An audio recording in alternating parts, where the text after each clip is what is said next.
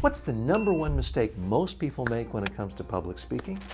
It's not uhs and ums and ers or you knows. It's not flailing the hands around. It's not hands shaking or reading a script in an odd way. No, those are problems.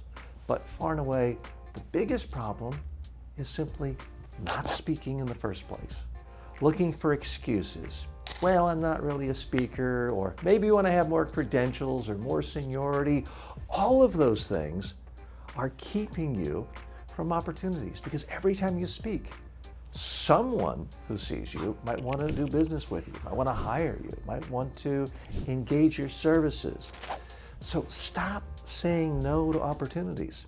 Now, you might not have TED or TEDx calling you every day saying, please give a big speech next week.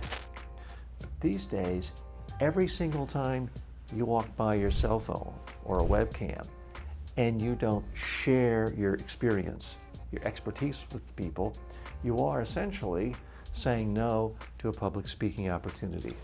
Now, you don't have to speak all day long and make multiple videos the way I do, but I want you to really give some serious thought to, are there more opportunities where you could speak?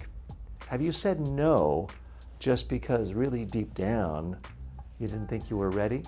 You are ready to speak, but you've got to say yes starting today.